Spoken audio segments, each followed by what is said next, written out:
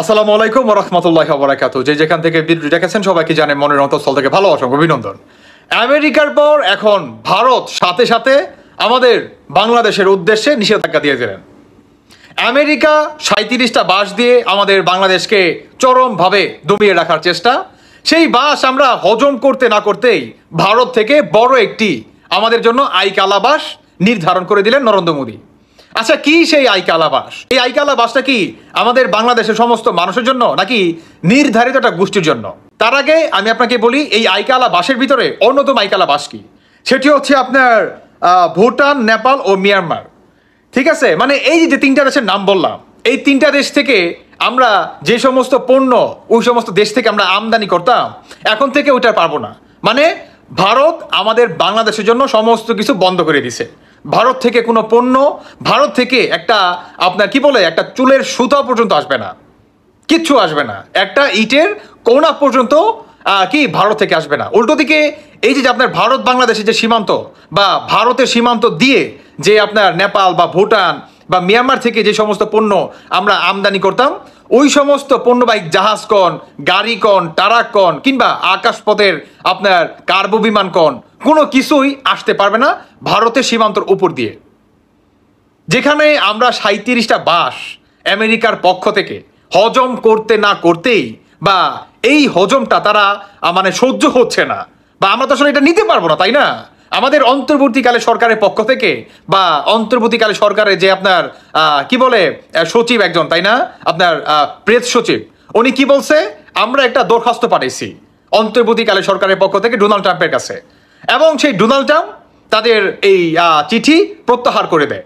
এবং প্রত্যাহার ভাই করতে না করতেই ভারত থেকে নরেন্দ্র মোদী সাথে সাথে আরো বড় ধরনের বাস দিয়ে দিলেন।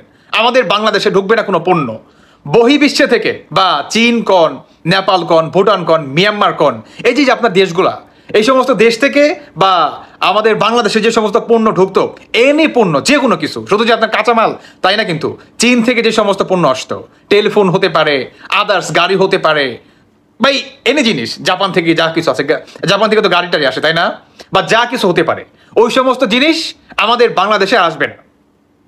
তা আসলে মেইন কাহিনীটা কি? মেইন কাহিনী হচ্ছে আমাদের এই অন্তর্বর্তীকালে সরকার ডক্টর ইউনূস।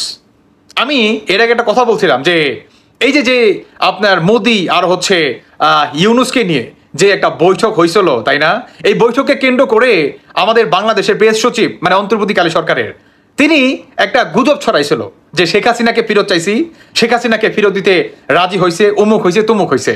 এবং এটা নিয়ে ভারতের অনেক বড় বড় গণমাধ্যমগুলা বা নরেন্দ্র মোদী যে সরকার আছে সেই সরকারের কমিটি থেকে আমাদের বাংলাদেশের অন্তর্বর্তীকালে সরকারের কাছে একটা চিঠি পাঠায় যে এটাকে বা এত বড় গুজবটা আপনারা কেন রটালেন, এটার বিচার চাই বা একে জবাবদিহিতা করতে হবে। এটা টোটালি তারা ইগনোর করে যায়। উল্টো দিকে ভারতকে প্রতিনিয়ত হুমকি ধমকি দিয়ে যাচ্ছে। দেখেন ভাই, নিউজগুলো দেখেন, বিবিসির নিউজ, মানে সমস্ত রিপোর্ট এই ধরনের নিউজ করছে। এখন আমাদের তাহলে বাংলাদেশের অবস্থা কি হবে? আমাদের পণ্যগুলো কোন দেশে থেকে আসবে? আমাদের প্রয়োজন, নিত্যদিনের প্রয়োজন কে মিটাবে বলেন? পাকিস্তান মিটাবে? যেখানে পাকিস্তান নিজেরা মনে কখন হারে মরে, পাকিস্তান মিটাবে? পাকিস্তান তো নিজেরাই পায় না বলেন। এই যে আমরা ভারত থেকে, নেপাল থেকে, ভুটান থেকে, মিয়ানমার থেকে, তারা তো আমাদের মাগনা দিত না, আমরা টাকা দিতাম তাই না, পয়সা দিতাম, ওইটার বিনিময়ে তারা আমাদেরকে পণ্য দিত তাই না। তো এই যে মনে করেন আনতাম, অনেক সস্তা দামে আনতে পারতাম। এখন পাকিস্তান থেকে যদি আনতে হয় দ্বিগুণ টাকা গুনতে হবে। মানে দ্বিগুণ বলতে আপনার যেটা আপনি 10 টাকাতে কিনতেন সেটা এখন আপনাকে কিনতে হবে মিনিমাম 30 থেকে 40 টাকা দিয়ে। কল্পনা করতে পারেন এটা কত টাকা হতে পারে? আর আমাদের বাংলাদেশে বর্তমান বা সামনে কি পরিমাণ সংকট দেখা দিতে পারে বা আসতেছে।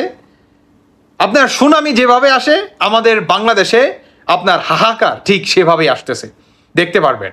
এই অন্তর্বর্তীকালে সরকার নাকি অনেক ভালো, তারা নাকি আরো দীর্ঘমেয়াদী থাকবে, তারা আরো 5 বছর থাকবে। বলছিলাম না বাংলাদেশটাকে তারা আফগানিস্তান বানাতে চায়, কি বলছিলাম কিনা? এখন আস্তে আস্তে সেই পথেই হাঁটতেছে, দেখতে পারবেন। ভাই আমাদের দেশটা না ছাইরা আপনি জানগা ডক্টর ইউনূস, কেমন আমাদেরকে রক্ষা করেন, আমরা নিতে পারতাছি না।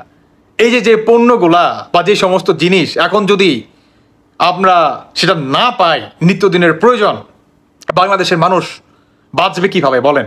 কৃষক বাঁচবে কিভাবে? আমাদের কৃষকের যে অবস্থা, যেই বীজটা পাওয়া যায় ধান বোনার জন্য, সেই বীজটা আমাদের বাংলাদেশের বীজটা ভালো না, ভারত থেকে আমাদেরকে আনতে হয়। এখন ভারতও সেটা দিবে না, তাহলে ধান বুনবেন কিভাবে? খাবেন কিভাবে বলেন?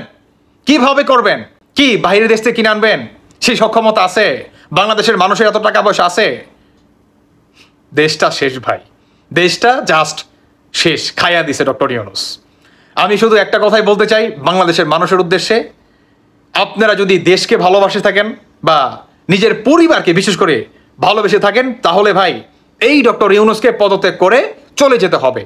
আর যদি না যায়, তাহলে বাংলাদেশে বড় একটি আস্তে আস্তে সুনামি দেখতে পারবেন। এটা সকল মানুষ উপভোগ করবেন। শুধু যে আওয়ামী লীগ আর বিএনপি উপভোগ করবো না ভাই, আপনার ধর্মবিদ বা দলবিদ, রাজনীতি যা কিছুক্ষণ, বাংলাদেশের প্রত্যেক শ্রেণীর মানুষকে এটার উপভোগ করতে হবে। মিলাই রাখেন।